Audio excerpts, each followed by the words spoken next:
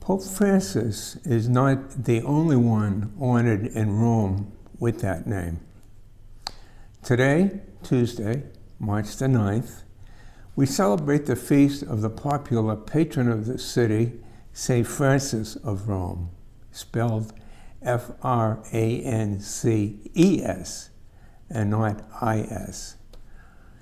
She lived from 1384 to 1440, almost entirely in Rome, a site at that time of chaos resulting from warfare, plagues, disease, starvation, and much destruction. Frances was unremitting in her efforts to relieve the sufferers and try to assist all that she could. Francesca de Roma, in time, became the foundress of the Benedictine Oblates of Mary at the Torre de' Specchi, that is the section of Rome where the convent was located.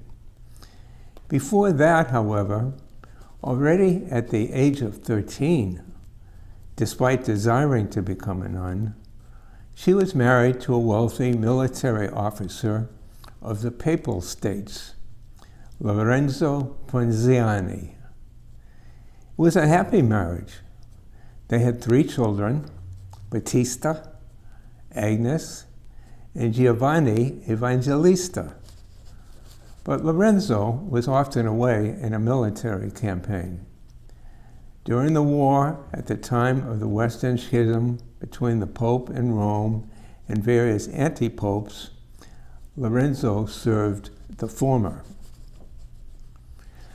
On one occasion, forces from Naples took over the city, causing much destruction, including the Ponziani residence. The cruel governor of the invaders, Count Troja, demanded that little Battista be taken as a hostage. His mother, Frances, was made to bring him to the captors. She stopped on the way at a church to ask for divine intercession. Apparently, no horse agreed to carry the young boy off to Naples, so the frustrated captors let him go at that time, but not later.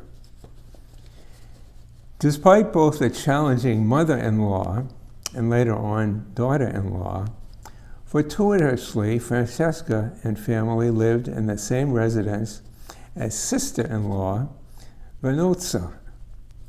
Both women shared the same spiritual ideals, and together devoted themselves to the service of the poor, especially in hospitals. They would beg for food at many doors for those starving. Family was very important for her.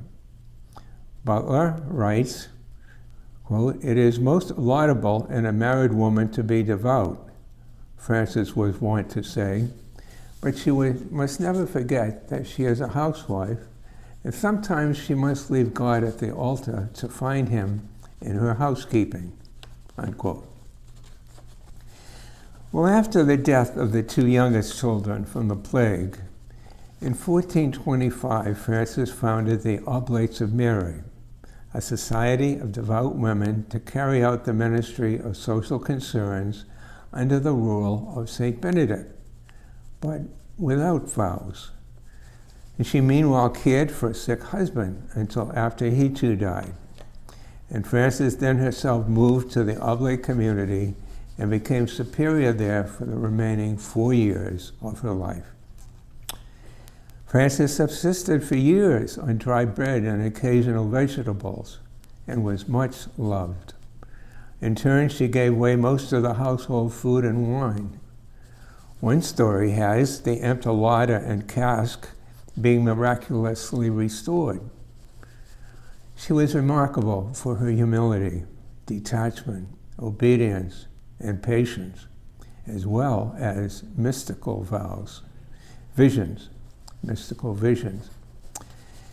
2 centuries after her death, Francesca was reburied this date, her feast day, March the 9th, in the year 1649. Next to the Roman Forum, in the Church of Santa Maria Nuova, which is now called Santa Francesca Romana. There her relics rest, along with a statue of her by the famous sculptor Bernini. She had been canonized in 1608 by Pope Paul V. She is said to have had the power of healing, and over 60 cases attested to this in the canonization procedure. And incidentally, Santa Maria Nuova was the titular church of the infamous Cesare Borgia when he was a cardinal. During her life, Frances is said to have had a number of visions, including a continuous one for several years of her special guardian, Archangel. She therefore was named patron saint of automobile drivers by Pope Paul XI in 1925, probably because of her special guardian angel, who was said to be ahead of her with a light to ensure her security as she traveled around the dangerous war-torn city. Her intercession can thus be sought not just by those traveling along with Roman taxi drivers. On the evening of her death in the spring of 1440, her face was described as seeming to shine with a strange light.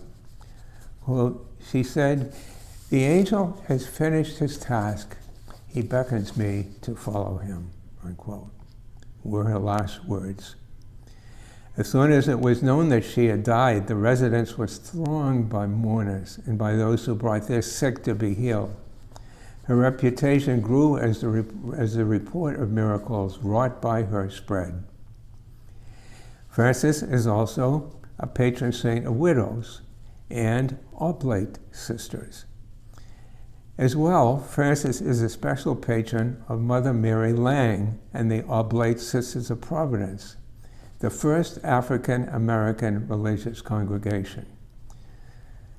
St. Francis Academy, the girls' school in Baltimore founded by now venerable Mother Lang in 1828, is still in existence.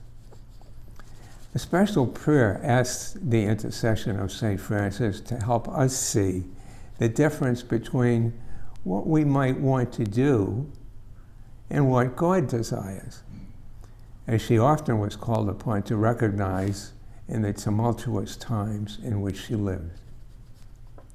Santa Francesca, ora pro nobis.